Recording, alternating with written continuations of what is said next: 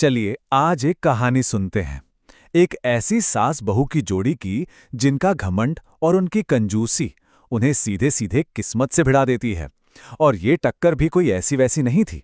इससे बच निकलना नामुमकिन सा था। तो कहानी शुरू होती है एक किटी पार्टी से और एक दावे से। दावा क्या था? हम कभी हार ही नहीं सकते। बस ये एक लाइन ही मानो उनकी पहचान बन गई थी। इससे उनके घमंड का अंदाजा लगाया जा सकता है ना। तो ये जोड़ी थी किसकी? सुमन और उनकी सास की। अब इन दोनों की जिंदगी ना बस दो ही पक्के विश्वासों पर चलती थी। पहला तो ये कि भाई खेल कोई भी हो, उन्हें कोई हरा नहीं सकता। और दूसरा उनका जिंदगी का मोटो, जान जाए पर पैसा ना जाए। तो हुआ ये कि उसी किटी पार्टी में उन्हें एक चैलेंज मिल गया। सोचिए, पहली बार उनके उस कभी ना हारने वाले रिकॉर्ड पर बात आ गई। और इस बार दांव भी कोई छोटा मोटा नहीं था, बहुत बड़ा था। तो शर्त के नतीजे एकदम साफ थे। अगर हारे तो या तो एक ऐसी जबरदस्त पार्टी दो जैसी आज तक किसी ने देखी ना हो, या फिर जितने भी मेहमान हैं सबको 1,000 रुपए का फाइन दो। अब सोचिए, इन दोनों के लिए तो ये दोनों ही ऑप्शन किसी बुरे सपने से कम नहीं थे। और फिर वही हुआ जिसकी किसी को भी उम्मीद नहीं थी। इतिहास में पहली बार वो दोनों हार गईं। ये एक ऐसा शॉकिंग टर्न था जिसने पूरी कहानी को ही पलट कर रख दिया। अब हार तो गए, लेकिन हार मानने वाले कहाँ थे वो? सजा से बचने के लिए उन्होंने एक जबरदस्त प्लान बनाया। 1-2 दिन का नहीं, पूरे 3 महीने लंबा प्लान। और मकसद सिर्फ एक, किसी भी तरह पार्टी को टालते जाओ। और उनके बहाने, अरे बहानों की तो लिस्ट ही सुन लीजिए। नवंबर आया तो कह दिया भाई बेमौसम बारिश हो गई, पार्टी कैसे करें। जनवरी की शुरुआत हुई तो एक दूर के रिश्तेदार का कुत्ता था शेरू, उसके खो जाने का गम मनाने लगे। और हद तो तब हो गई जब जनवरी के आखिर में ये नाटक किया कि गलती से मसाले की जगह जुलाब की गोलियां खा ली। तो सवाल यह है कि इन सारे अजीबोगरीब बहानों के पीछे की असली वजह क्या थी? वजह बहुत सीधी थी, बस पार्टी को खींचकर फरवरी तक ले जाना था। क्यों? क्योंकि फरवरी में सब्जियां सस्ती हो जाती हैं और उनका खर्चा बच जाता। खैर, जैसे तैसे करते करते आखिरकार फरवरी का वो दिन आ ही गया। और ऐसा लग रहा था कि उनकी ये कंजूसी वाली दावत का प्लान एकदम परफेक्टली काम कर रहा है। देखिए, उनका मास्टर प्लान कितना सिंपल था।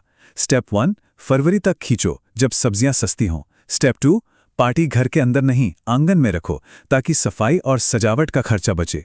स्टेप 3, मेन्यू में सस्ती सब्जियों वाली चीजें रखो, पाव भाजी, छोले पूरी, चाट वगैरह। और सबसे जरूरी स्टेप 4, वो जो हजार रुपए का जुर्माना था उससे तो बच ही जाओ। उन्हें तो लग रहा था कि बस उन्होंने सबको उल्लू बना दिया है। अंदर ही अंदर अपनी जीत का जश्न मना रहे थे कि वाह क्या बढ़िया प्लान था, काम भी कर गया और पैसे भी बच गए। मतलब प्लान एकदम फूल प्रूफ लग रहा था। पर क्या सच में ऐसा था, या फिर किस्मत ने उनके लिए कोई और ही स्क्रिप्ट लिख रखी थी? और बस यही कहानी में आता है सबसे बड़ा ट्विस्ट। इसे कह सकते हैं सर्दी की आखिरी हंसी, एक ऐसा मजाक जो उनकी सारी प्लानिंग पर पानी फेरने वाला था। अचानक से आसमान में बादल घिर आए और बारिश शुरू हो गई। सर्दी की आखिरी बारिश। और मजे की बात देखिए, ये वही बारिश थी जिसका बहाना बनाकर उन्होंने कुछ महीने पहले पार्टी टाली थी। और बस फिर क्या था, कुछ ही मिनटों में सब कुछ तहस नहस हो गया। आंगन में जो इतना सारा खाना लगा था सब बर्बाद। मेहमान भागे भागे कीचड़ पानी लेकर घर के अंदर, और उनकी वो 3 महीने की लंबी चौड़ी स्कीम बस चंद मिनटों में धुल गई। तो अब कहानी पहुंचती है अपने अंजाम पर, वो मोड़ जहां घमंड की कीमत चुकानी पड़ती है। हिसाब किताब का वक्त आ गया था।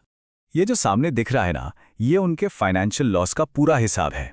एक तरफ है वो खर्चा जो उन्होंने प्लान किया था, एकदम कम से कम, और दूसरी तरफ है असल खर्चा जिसमें बर्बाद हुआ खाना, पूरा का पूरा जुर्माना, और ऊपर से घर की सफाई का खर्चा भी शामिल था।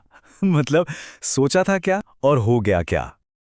और आखिर में उन्हें हर एक मेहमान को वही हजार रुपए देने ही पड़े। ये सिर्फ पैसे नहीं थे, ये उनकी हार का सबूत था।